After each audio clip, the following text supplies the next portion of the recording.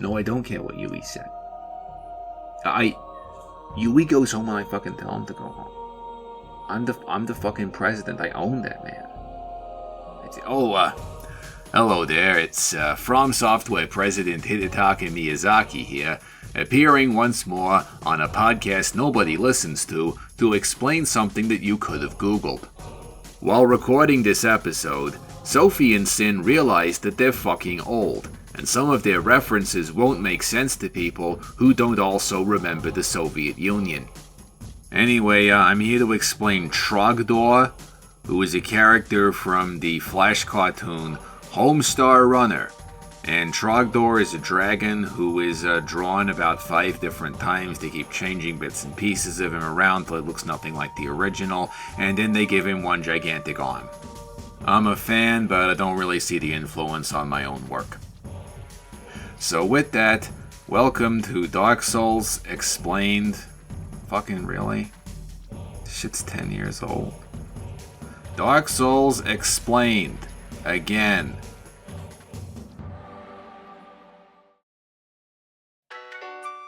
Hi, Sophie. Hi, Sin. Hi, everyone.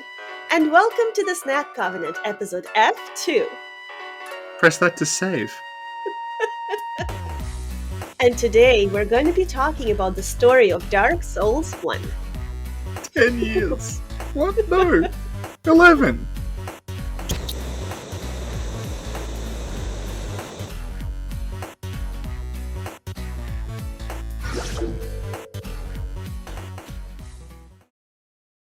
Generally speaking, what happens in Dark Souls 1 is the world is gray, and it is ruled by everlasting cats. And one day, a fire emerges, which gives Gwyn and company the power to challenge those cats. The cat jumped on me as soon as she said that. She's like, I remember, I was there. She's very old.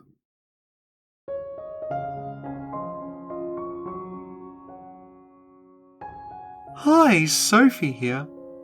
We're about 2.5 minutes into the episode, and Sin thinks it'd be really good if I interrupted it to explain her own jokes. Is this a reference to cat.png from Demon Souls? Is it a reference to the making of the 1999 Dungeons & Dragons movie? No, but I wish it was. Anyway, it turns out this is actually a reference to an older episode of the podcast. That's right, not every reference in this show is to Reborn. Sometimes it's to things even fewer people remember. Anyway, back to the podcast. Also, I'm looking at the script now, and there's not another one of these notes for 35 minutes, so you are in the clear. So long story short, Gwyn starts a war, wins it, he's now king of everything, and he doesn't really like change, so he's like, I want to be king of everything forever. So to do that, he uses himself as fuel. Basically, yeah. Since this is the F series, Yeah? we're looking at the deeper side of things. So let me ask you, can you tell me about the Age of Ancients? So the Age of Ancients is, like the name implies, it's an age. The Dark Souls universe uses these ages to sort of break up like the different, I'll say like states of the world. And all these states of the world, they kind of operate under different logic. We'll get into this a bit more later on. But basically, the Age of Ancients, for our purposes, is essentially the dawn of time. We don't know what came before it. And one of the things about the Age of Ancients is it's actually possible that nothing came before it. Because one of the things that defines the Age of Ancients is that nothing seems to have a beginning or an end. So, something you brought up is like it was ruled by everlasting dragons. But the whole point of them being like everlasting is that like they don't die and they don't seem to ever be born, they just are. And they're in a world that is completely grey. So there's no bright things, there's no dark things, it's just grey. It's sort of indistinct and everything is foggy. So there's no sort of hard edges to anything, and it's almost like this limbo state where nothing is really happening. It just sort of, things exist, but it's just this sort of inert, stagnant space where things are alive. There are trees, but the trees are made of rock. They're not leafy trees. They don't seem to have seeds. They don't seem to have leaves. They're not sort of verdant trees. They're just big spires of rock that seem to have grown out of the ground. And all around it is sort of ash and grey. And it's like the world is just in a state where there is no beginning and there is no end to anything. Because we're given this as sort of like a mythical tale that's being told, we're not entirely sure what triggers this, but fire somehow appears. And that is what changes everything, because once you bring fire into the equation, the logic of the world changes. Because fire is a process that has a beginning and an end, and it's a process that has extremes. Right. Yeah, so you have a world where nothing dies, nothing lives, nothing ages, there's no heat, there's no warmth, but there's also no cold, there's no light, but there's also no dark, till suddenly, out of nowhere, there is this flame. And the flame, it starts heating things up, but then when the flame goes away, they get cold again. And it's casting light, but then behind the light, suddenly, like, if you block the light, there is a shadow there. The fire is a process. The fire starts and then it burns out and ends. So suddenly, like, the world itself cannot function as it used to be with fire in it. So the world begins to change with the fire. So this is all played out through this battle between the dragons who were the lords of this grey world that had no beginning and no end and no time and no heat and no dark, and these other beings who sort of arise along with the fire. And it's not actually made clear, like, did they come from the fire or were they always underground somewhere and the fire sort of empowered them to do this? They seized the fire to fight the dragons. These beings are never really explained in detail, they just sort of are. So there is Gwyn, who you brought up before, who is the lord who sort of seizes like the power of fire. He is the leader of this whole thing. Presumably he's also the organizer. The thing about Dark Souls history is it's told to us literally by a storyteller. Right. Right. So it's not clear again how much time passed. And again, like I said before, at this point does time actually exist? Because fire has not quite wrought its changes upon the world yet. So the question of whether linear time is even a thing now is up in the air. But Gwyn has a legion of knights. It's not clear if, like, Gwyn and his knights were waiting there, or if, like, when the fire appeared, maybe they, like, did they start forging weapons, forging armor? Did he start recruiting people who were beneath the ground? It's not clear. There's also the Witch of Izalith, who is never really seen properly. She's like a robed figure. She's just described as, like, someone who could, like, harness these fire sorceries. The witch is very attuned to flame, so it's like, well, was she born out of the flame, or was she someone who sort of harnessed the flame? Again, it's not immediately clear because we're not given a timescale. Yeah. There's also Nito, who is described as the first of the dead, which is, like, again, interesting because prior to this, like, nothing has died. Everything is just forever in this eternal now, and then suddenly this thing that is, like, full of death arrives. Like, it's like the first thing that ever died, because the flame introduces into the world essentially the concept of entropy, and along with that, the concept of death.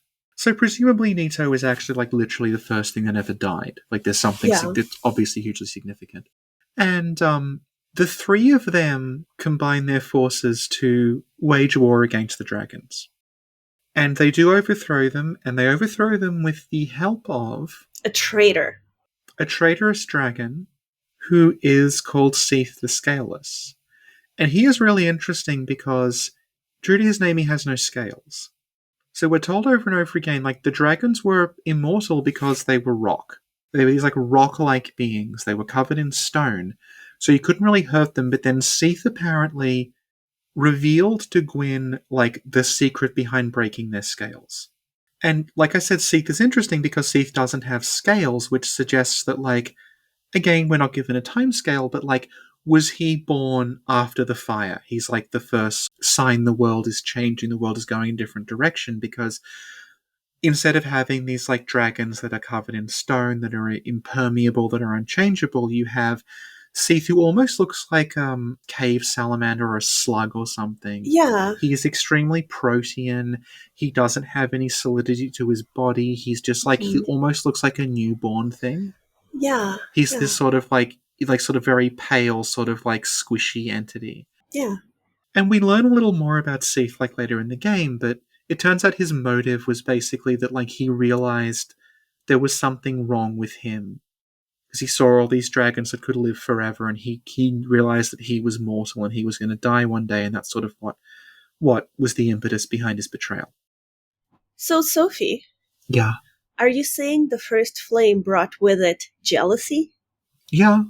If there's no entropy and there's no time and there's no death, it's like, what do you have to be jealous of?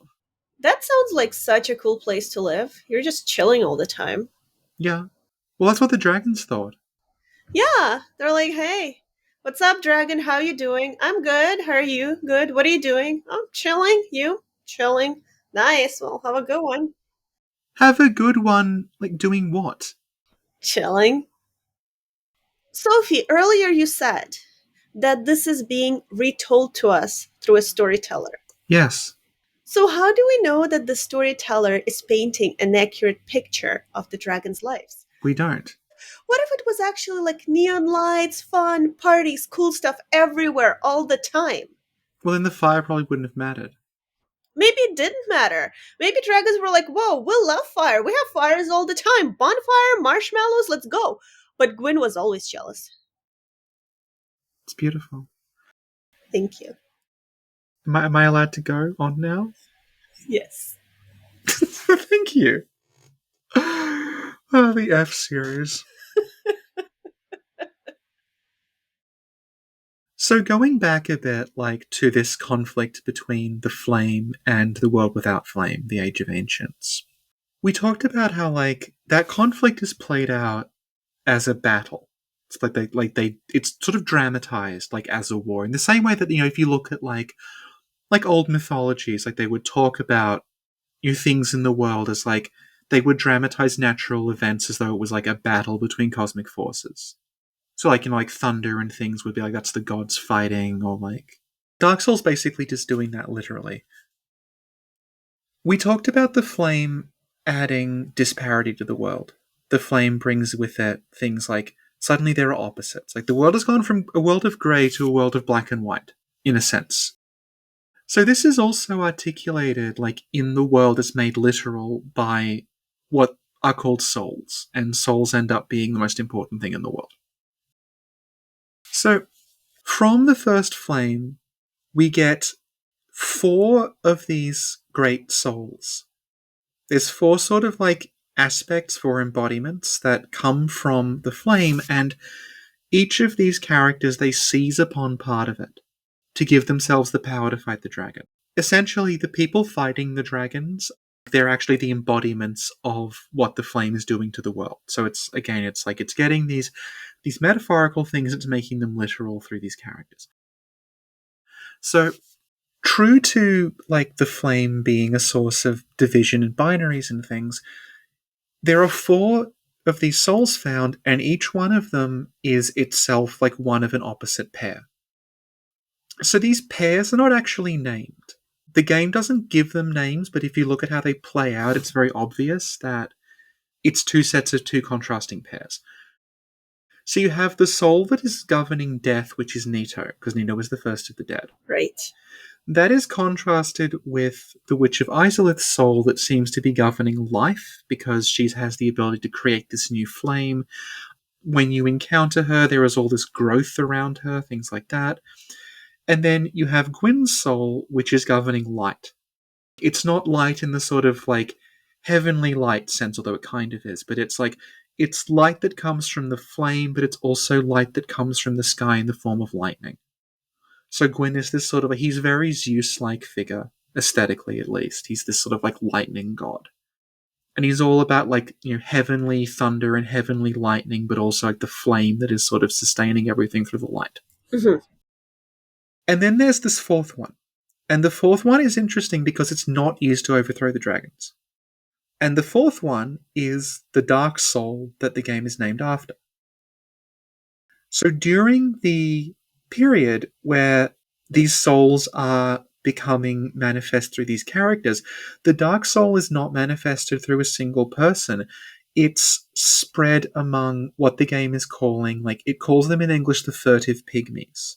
Right. And they are mentioned once. It just says, like, one soul goes to Gwyn, one goes to the witch, one goes to Nito, and also the furtive pygmy who was forgotten. Yeah, the furtive pygmy, so easily forgotten. Yeah. So the way that pygmy is rendered in Japanese is basically just like the small people. So the notion of, like, at the same time as all these, like, enormous, like, god figures like Gwyn and the witch and Nito and these dragons, there's just these, like, little people who seem insignificant that exist, and they take into them, like, the dark soul. And instead of one of them becoming enormously powerful and using that soul to fight the dragons, it just spreads among them. And we talked about, like, opposites. So the opposite of Gwyn is not one person, it's actually essentially an entire species. And those people end up being question mark again, not clear. It's not clear if they are just humans or they're like the ancestor race to humanity, but the point is, like, all that darkness gets passed down into humans. So after Gwyn, Nito, and the witch sort of defeat the dragons, they enforce their own logic upon the world. They enforce the logic of the flame upon the world. The world changes irrevocably because now, like, all these things that the dragons are trying to suppress, all this, like, heat and dark and death and things, that's dominant. That is now in control of the world. The world now works according to the logic of the flame. And that's why when we start the game, it is called the Age of Fire, because, like, it's not as if, like, the world was always like this and then someone was like, I have flame now, it's the Age of Fire. It's like, no, this is like the difference between, like, now and, like, the Precambrian ocean. Like, everything has changed. It's not a recognizable world at all. So this new Age of Fire, it has in it all these oppositions. It has death, but it also has life. There's hot areas and cold areas and high areas and low areas. You know, it's a completely different space. It's full of, like, there's vegetation everywhere. You didn't see vegetation before. You saw what were called arch trees, but they are made of rock. They do not appear to actually grow. No. You know, there's, like, children get born. There's birds and things. Like, it's essentially the world that, like, we would recognize now, because that's also the world that we live in, is like a world that is affected by entropy, but also has within it the potential for new things. So that's the world that Dark Souls begins in. Thank you, Sophie. So now that we have this Age of Fire, what happens to the dragons? They're mostly dead. Buried at the very bottom of the earth, like, you can find remnants of the Age of Ancients. You can find those, like, huge ash dunes and those trees. They're still under there. And there is a single dragon who is watching over it. That dragon is probably a dragon you see in the introduction. It's a little confusing because they flip the design. But there's a dragon you see in the introduction very prominently getting one of his horns blown off by one of Gwyn's lightning bolts. And then when you go down there, you see this dragon. It also has a missing horn, but it's the same design, but it's the other side. So I think it's probably supposed to be the same dragon, and one of those images is flipped. Okay. But yeah, anyway. So the Age of Fire is here. Yeah. And that means Gwyn and Gwyn-like creatures are prospering. Gwyn-like creatures. Can you explain a Gwyn-like creature?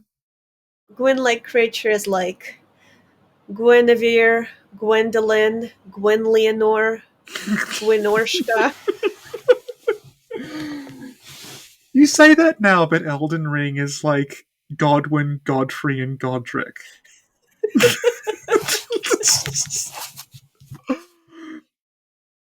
What you're talking about there is, like, it's just referred to as, like, the gods. And again, this confused people, I think, initially, because if you're thinking of it, because Gwyn looks so much like Zeus. Yes. And he's also, I guess, kind of similar to, like, the Abrahamic god, and he's got the massive, like, beard and the robes and everything. But if that's sort of like your immediate impression, you would think that, like, okay, like, the gods, there's just like a divine group of people that live on a cloud somewhere.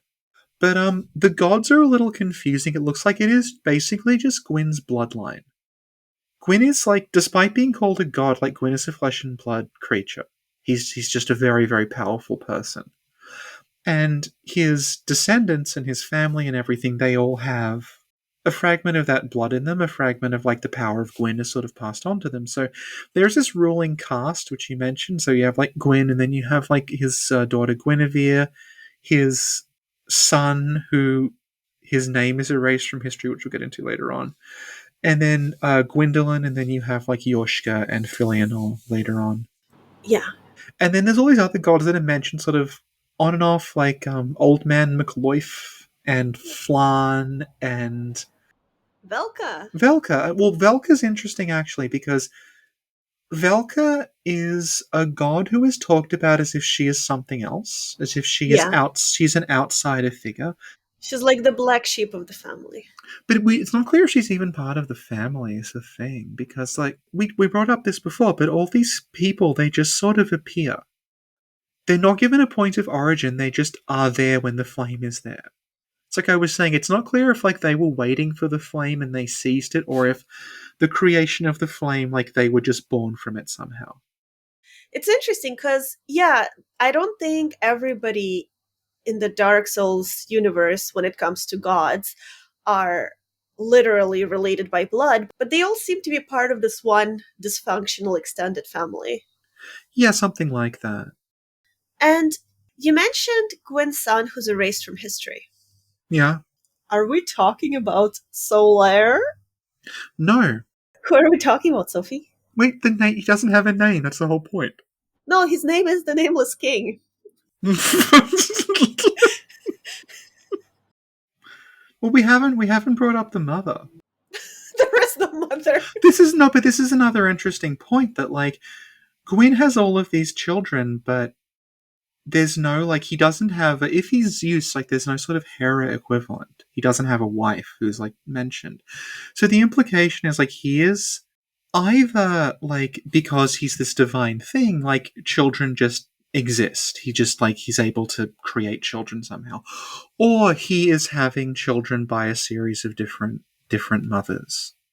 Mm-hmm. Several of the children like appear to have non-Gwyn-like physical traits that imply that there's.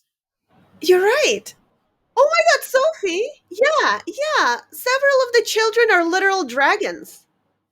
Yeah, you're getting there. Yeah. But Gwyn is like, dragons are not cool. What's going on, Gwyn? Well, there is a dragon that Gwyn thought was cool. Midir? Oh, it's two. We're talking about Dark Souls 1 now.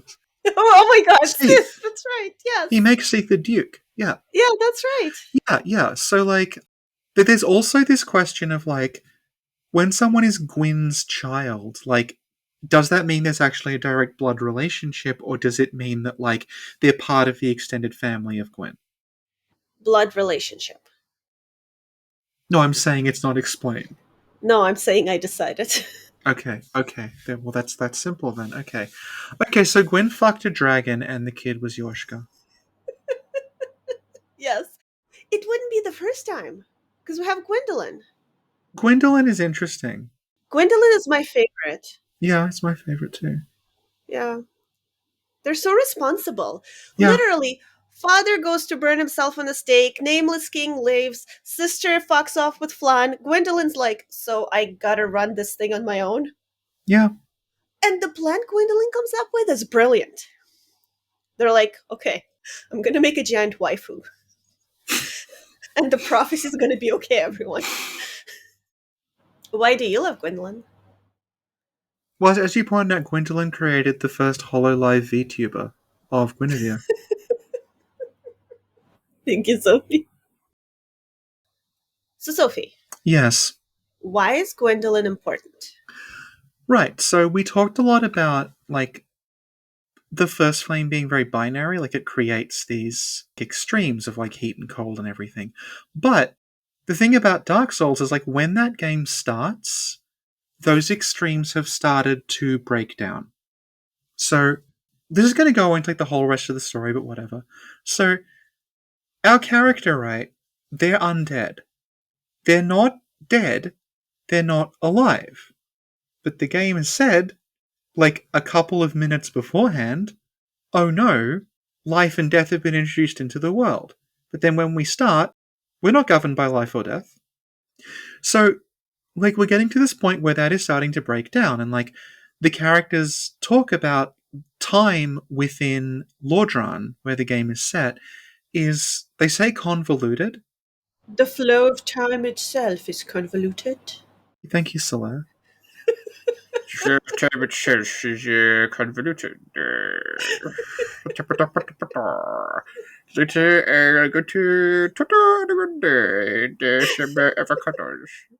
Thank you so. Yeah, so they talk about time being convoluted, but like we've talked to Loki about this. He's a translator, and he's like, well, actually, a better translation would be the flow of time has stagnated. So again, like, the world changed because we introduced entropy to it. Entropy led to time. Wait, now time's not working anymore.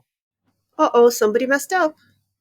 Well, no. No one messed up. This is just the natural progression of the world, because the Age of Ancients, that had an ending. And the Age of Fire, like, the Age of Fire lasted for God knows how long. Like, you know, tens of thousands of years or something. We don't know. But the point is, like, the fire, it can't sustain itself because fire is a process. They went into it thinking that fire was a binary thing. Fire is just creating heat. But actually, no, fire is a process. It was hot, and now the fire is going out. So my thinking is basically what Gwyn was thinking at that time. Like, Yeah. hey, somebody messed up. Why is fire going out? This is supposed to be forever. Yeah, and this is leading to Gwyndolin. Because we're just talking about Dark Souls 1 now. Dark Souls 3 messes this up by introducing other children. Or enhances it. I'm going to say it messes it up. Thank you, Sophie. Okay, so Gwyndolin is the last of the 3 children to be born. Mm-hmm.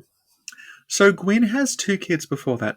One of them is the Nameless King, who is a war god. And now I am going to talk about Dark Souls 3, because we do meet the Nameless King in that. Yeah. But, like, the Nameless King, like, there were statues of him around. You got a rough idea of what he looked like? Like, it's a design that's sort of like, even though that character technically appeared in Dark Souls 3, he looks like the statues that were in Dark Souls 1. Right. They had settled on this guy's, like, look and everything beforehand. And even, like, within 1, like, they talk about him, he's a war god. And when you see him, he is, like, a big buff dude with a massive spear, which I think is, like, has multiple meanings. He is, like, he's the embodiment of, like, what you would consider to be masculine. He's, like, a big, muscly, like, angry, fighting guy with a big phallic object that he's hitting people with. Like 80 action movies. Yes. Yeah. Yeah. And then the second child that's born is Guinevere. Guinevere is the opposite of that, because she is like this embodiment of everything that you would consider to be like, this is like traditionally feminine. Like she's this goddess of like healing. From what we can tell, she basically just lazes around on a big couch all day. She has like enormous breasts. She's like very, very curvy. She's very, very sort of, she's like depicted very, very sexually, but she's also very motherly. And they talk about her. So she's like the princess of the sun and everything. And she's like, the miracles that are associated with her talk about, like, the sun is very gentle and it's like going to soothe you and everything. So you have these 2 extremes. You have these 2 extreme poles of, like, you know, hyper masculine and hyper feminine children. And then Gwyn has a 3rd kid. And the 3rd kid is directly in the middle. Because it's not actually, like, it is all over the place and never really specified, which is why we're saying they. Mm-hmm. What the actual deal with Gwyndolin really is. Because Gwyndolin is a character who, like, other characters will refer to as he, but when you meet Gwyndolin looks very, very feminine. Like, it's clearly a female-designed model. It has breasts. It has this, like, curvature to the body. Speaks with a voice that, like, yes, is provided by, like, it's a male voice actor, but their voice is deliberately very androgynous sounding. Heretic. First thou offendeth the godmother, and now thou see fit to trample upon the tomb of the great Lord. I am the Dark Sun Gwyndolin. Let the atonement for thy felonies commenceth. There's all this stuff about Gwyndolin, like, throughout it that, like, It becomes a translation issue at one point about like exactly why Gwyndolin is like that. There's some like theories of like how much agency Gwyndolin has. 3 has a character who knew Gwyndolin very well, referring to Gwyndolin as a he, but then like again, it's sort of all over the place. The point is like I'm not going to go into it now because it's its own can of worms. The point is Gwyndolin is ambiguous. It's not even whether Gwyndolin is a man or a woman. It's like that Gwyndolin could be either and is also both. No matter sort of how you read it, like there are people who read Gwyndolin as like a trans woman, there's people who read Gwyndolin as gender fluid, people who read Gwyndolin as non-binary, people who read Gwyndolin as like a male actor putting on a female performance. Like there's all these different readings of Gwyndolin. The point is like in all those readings you can't ignore that Gwyndolin is ambiguous. And Gwyndolin is important because that's the point at which, okay, Gwyn's own kids, the binary is breaking down now. Because Gwyn's next kid is not part of that, like, extremes. It's not like a masculine or a feminine person. It's somewhere in the middle. And that's like, when you encounter Gwyndolin, Gwyndolin's been locked away in the basement, basically, of Anor Londo, where the gods live. And Gwyndolin's running everything, but running everything behind the scenes. And I think that's kind of significant that, like, Gwyn has a kid who is suddenly like they're no longer of the extremes of fire, they're something else. And I think that might actually be sort of why Gwyndolin has to like skulk around the shadows. Gwyndolин's title is the Dark Sun. If you like look at how it's written, like again, this is like a translation thing, it's like the sun that is in the dark. Like Gwyndolin is of the sun, but they are kept in the dark because no one is to see them. Yeah. Okay. So the other thing about Gwyndolin is like when you encounter Gwyndolin, their lower half is made out of snakes. Yeah. So it's not even like a completely like human form. It's like the form of Gwyndolin is completely like open to it's changing, it's ambiguous, the species like the sex is ambiguous, the species is also kind of ambiguous because why are you made of snakes? Yeah. Yeah. That's really interesting. Yeah, so that's sort of why Gwyndolin, I think, is really important to the whole, like, Age of Fire ending thing, because Gwyndolin sort of embodies that this is ending, because suddenly all these extremes are breaking down. Yeah. So, Sophie, Yeah, in the beginning you mentioned that dragons wanted to suppress light and dark, the disparity, yet yeah, flame appeared. yeah, So now the gods of Anor Londo are trying to do the same. They're trying to suppress whatever the next age that is to come. yeah. What is the next stage? I love your little face. It's like you think you're on camera doing an interview. So, what is the next stage? Tell me. I know, and it's like in one of those interviews where like the interviewer after it's over records the parts where they're going Just nodding, yeah. and then edits them in later on. Yeah, that's what this is like, but it's not even necessary for you to do this. Maybe before going into the next age, I have to ask you, Certainly. what role do the humans and the dark side play in this whole situation? Well, Sin, I'm glad you asked. That's what the next age is. Whoa! I know, shocking. This game is 11 years old.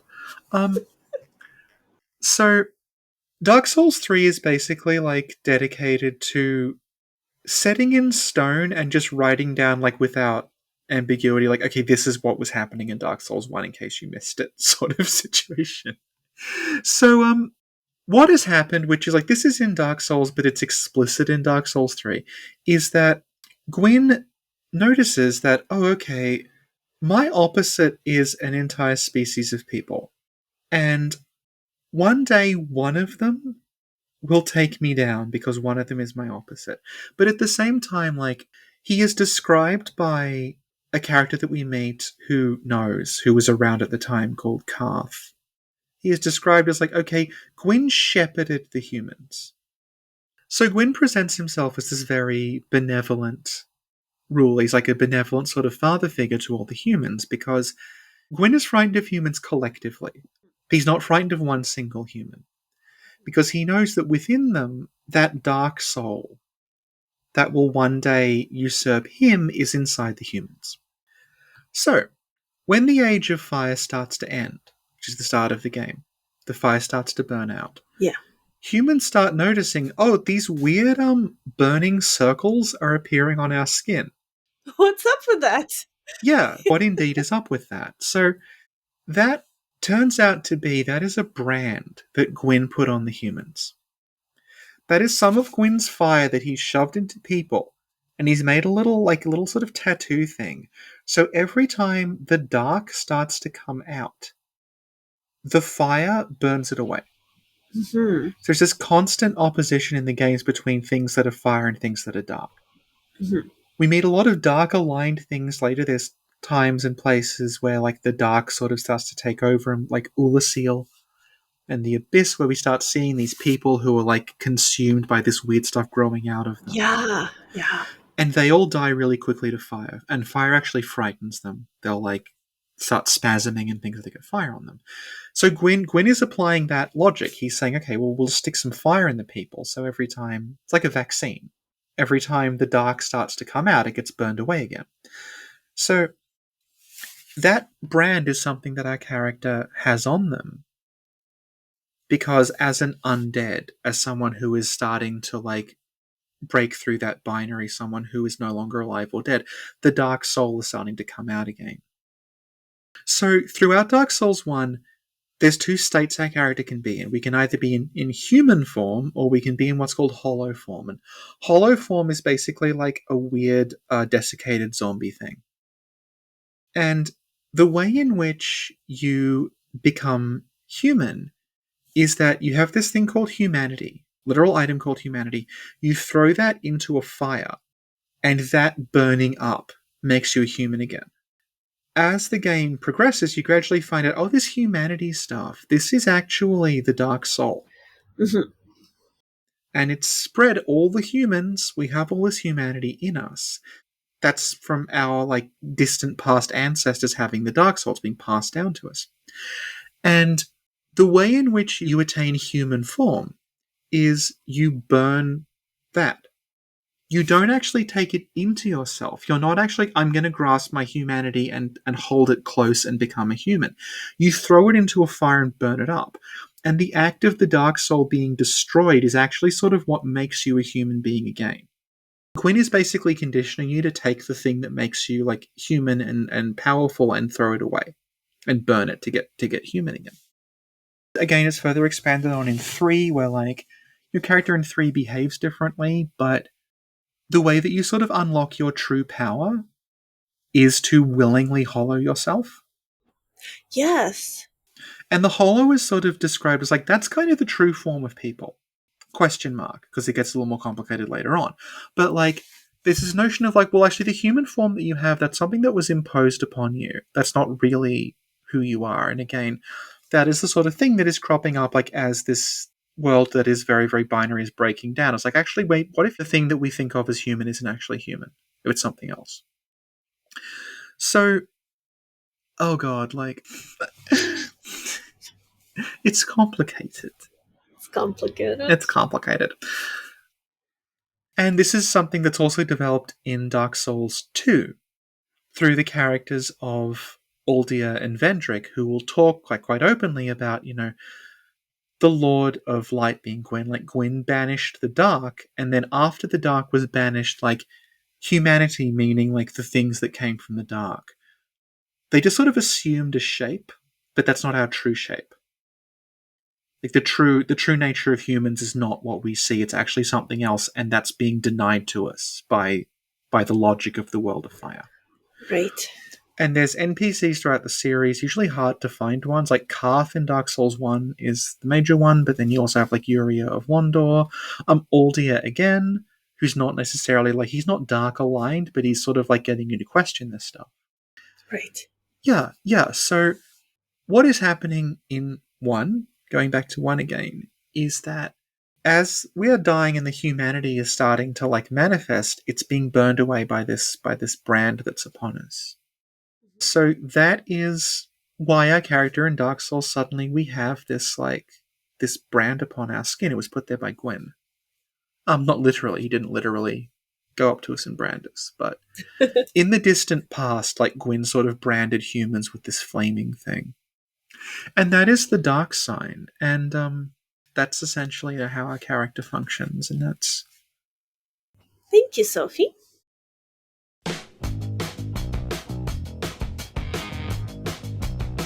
Hi, Sin here.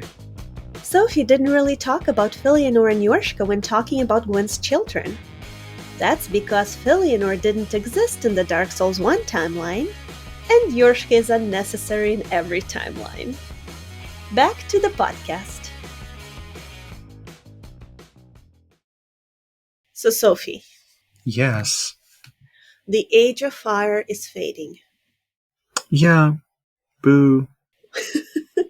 What comes next? Okay, well, two things happen. Gwyn really doesn't want the Age of Fire to end, understandably, because he's in charge. Mm-hmm. So Gwyn starts this tradition that carries on through to Dark Souls 3 over generation after generation after generation, which is that he throws himself into the fire. Mm-hmm.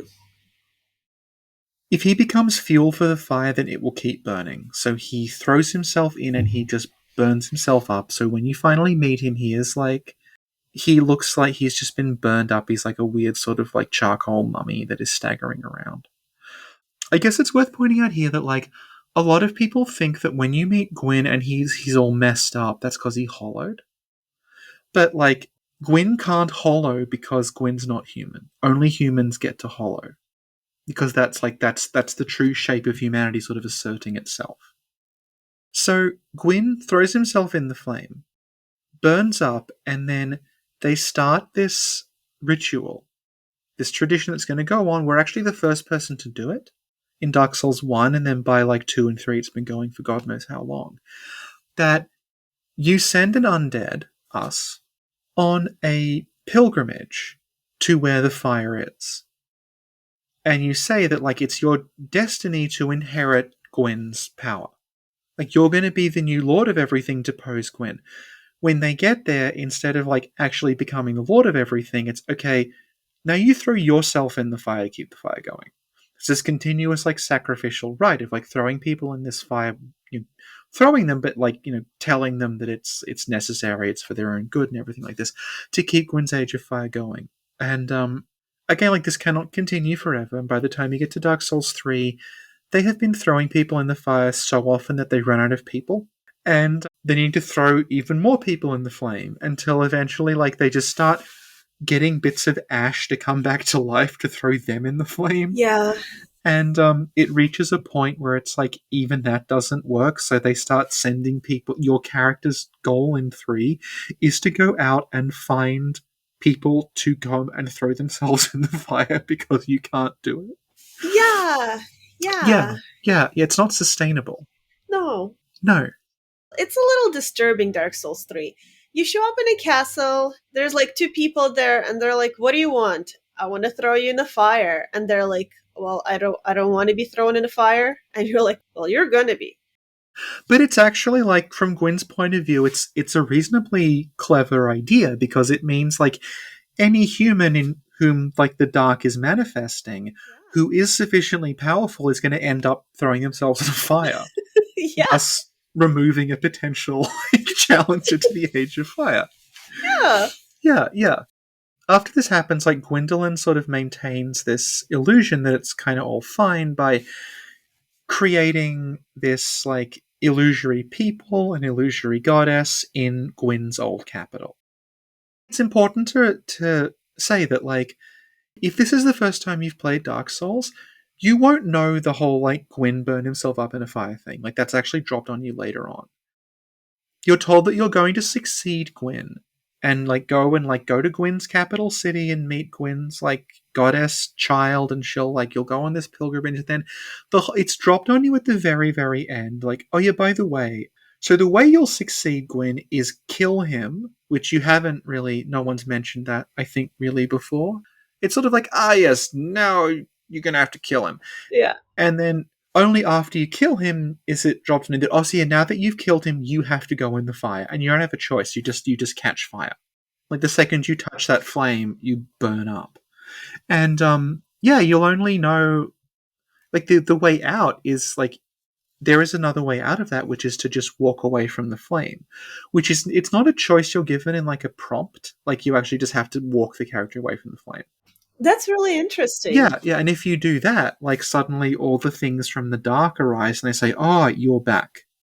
Our Lord has returned to us. Like, someone to shepherd us into the new age of dark is here, and it's you." So this is again yet getting it, like, Dark Souls probably wasn't supposed to have a sequel, let alone two. So the story gets a little complicated from then on. Hmm. So, generally speaking, what Gwyn was doing is not sustainable. No, none of it's sustainable. So eventually, one way or another, the Age of Dark was coming. Well, this is the thing about fire being a process. Like, this is why the fire is so important, because fire is presented initially as, like, it is a source of these, like, very, very concrete binary things, like black, white, alive, dead, light, dark, cold, hot, like, all these, like, it's just you're one thing or the other. But because it's fire, it's a process. It's going to go out. It's actually it's what you would call, like, dialectical. Like, it's not like fire is not one static thing. Fire is like the transitionary state from one thing to another through the process of burning. And Gwyn is sort of having to come to terms with that. And the series is kind of about coming to terms with that, like, fire is not fire, fire is a process of burning. And it can't be sustained forever. And yeah, the Age of Dark is coming because, like, when the fire ends, dark is left.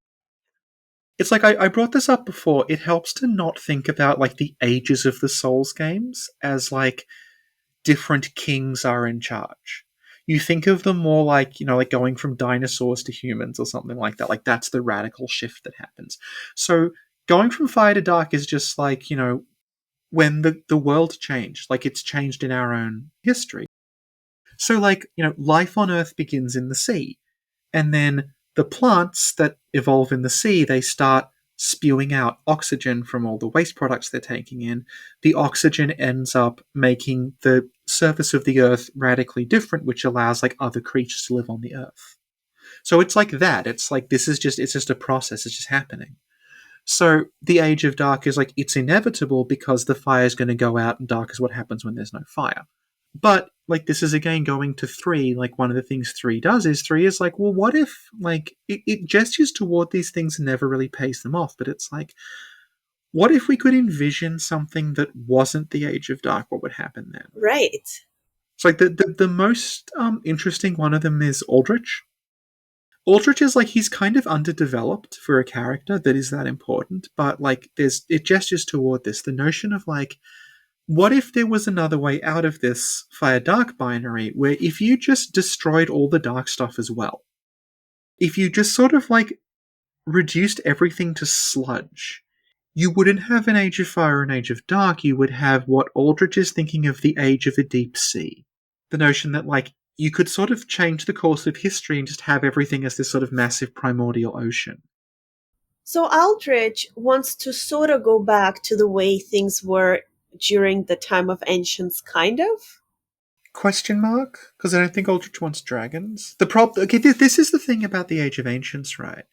Is that, like, the changes wrought upon... This is why I keep talking about it in terms of, like, epochs of the Earth's history, that, like, the changes wrought upon the world by fire don't go away. Like, it just becomes something else.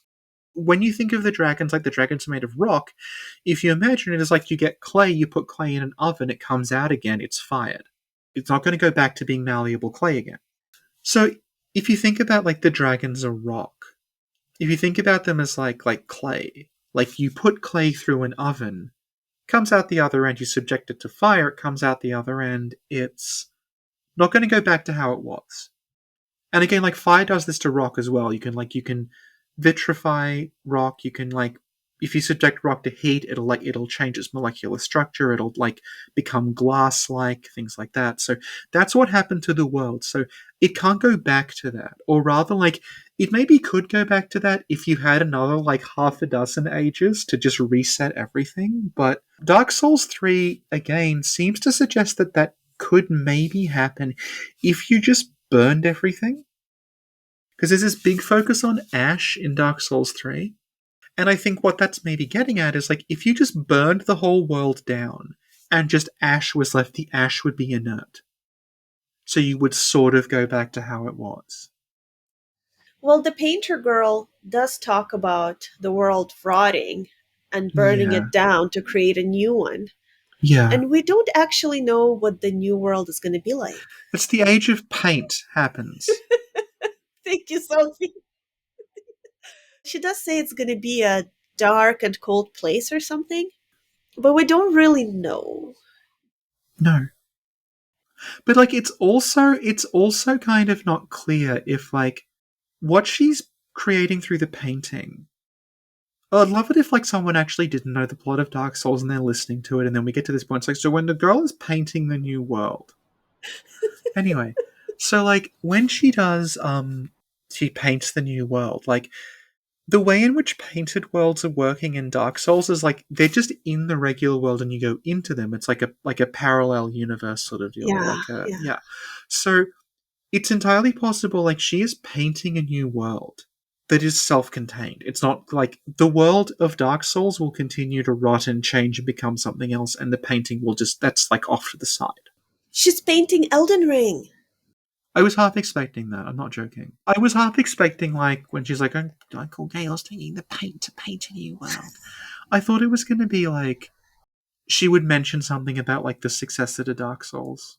That or she would say she was painting Kingsfield and it's a time loop.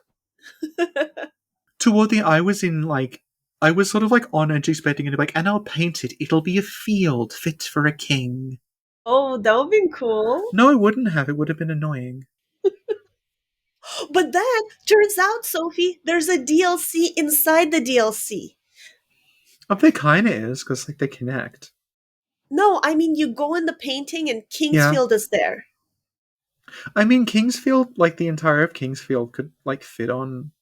It wouldn't be that big. It's probably smaller than, like, Medea. Is it too late to patch that in? I feel like you could probably get Kingsfield running on the Dark Souls engine. Autumn's been remaking Kingsfield 4 in Unity. There you go. There you go. I can't just go, there you go. This is like the Sinclair experience thing. I was like, there you go. Is it possible to just add another game to Dark Souls 3? And then I'm just like, well, it's possible. There you go. See?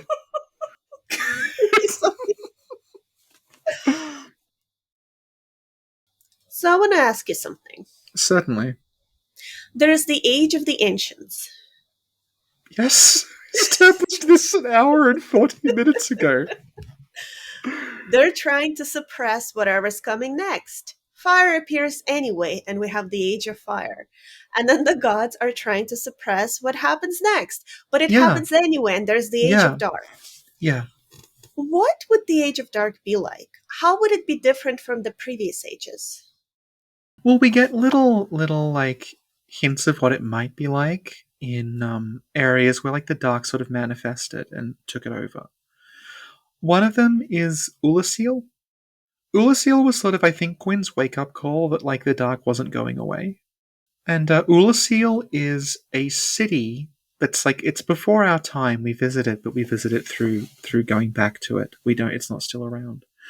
And Ulasil is a place where it was a very, very advanced civilization, and they were exploring the sort of, I guess, the caves beneath the city. And it gets a little cagey what happened, but it says that they unearthed the grave of primeval man. Presumably meaning, like, you know, primeval man as in, like, the first people who found the Dark Soul. Yeah. And in doing that, it sets this chain of events in motion that ends up with the city succumbing to this dark. And so we see it, and it's like the buildings are kind of sinking into a swamp. And the humans there have changed form. They have incredibly long arms. They have these massive bloated heads. They're covered in these sort of like glowing red eyes, and they sort of chitter and run around screaming.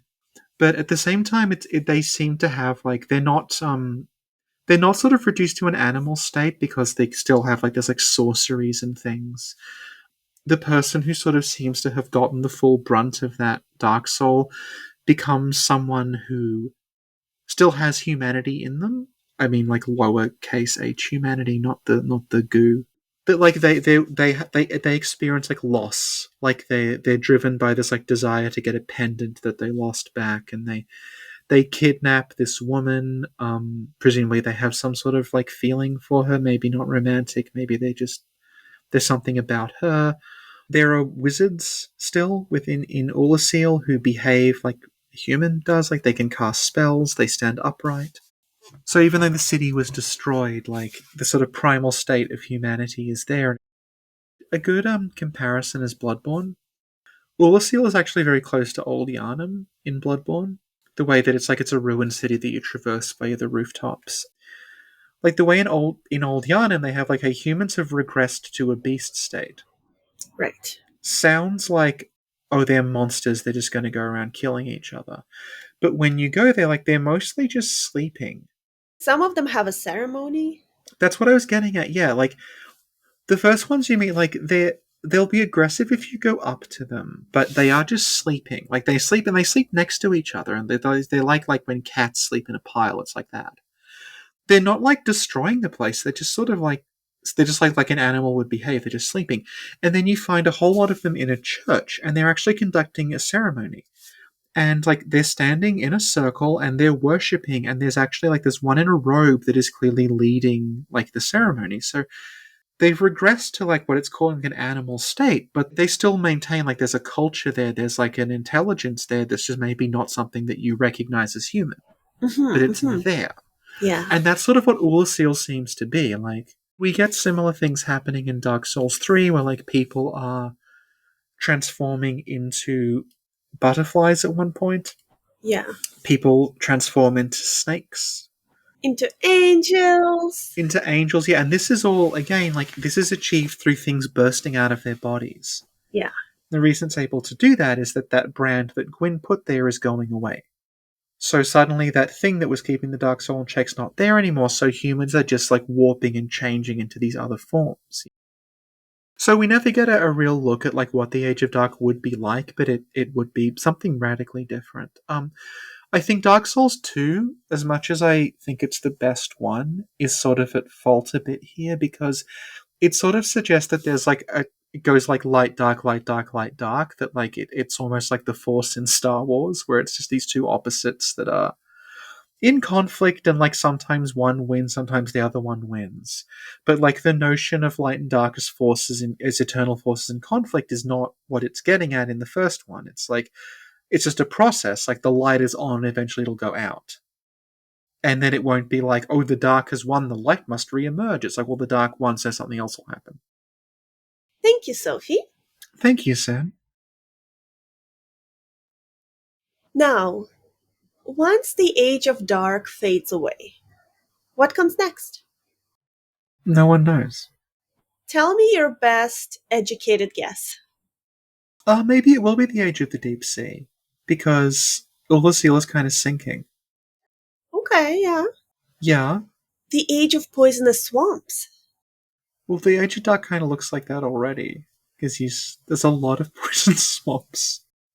Maybe it'll be the Age of Angels. Oh my god, that would be so cool. Because we see them hatching in Dark Souls 3 into these some of the humans become angels. Maybe that the next binary conflict will be up and down. So it'll be the age of like the deep things that are within the earth versus things in the sky, and that'll be the next one. Oh my god, that fits though. That fits. Well, yeah, you asked me for a real answer. I thought you were being funny with the up and down, but now that you explained it, it's perfect. Okay. Sophie, let me ask you one last question. Certainly. Are dragons going to make a comeback? Well, like, one of the forms of humans looks very draconic. Which one? The snake things that pop out of people. The pus of man? Yeah, that looks kind of draconic. And, like, there's also, there's dragons that have, like, that have the pus of man in them. And, like, one of the things that, like, goes on across all three of the games is, like, people becoming dragons. Like, this is sort of its own thing, but the notion of, like, we'll get out of this cycle by turning ourselves into dragons. And then that'll sort of reset everything because we won't be governed by, like, life and death anymore because we'll be eternal. Thank you, Sophie. I found what the new dragons in the Age of Deep are going to look like. Do you know Trogdor? Yes, that's Trogdor the Burninator. It's very good. Do you like that we're so old that we might actually have to explain Strong Bad to people?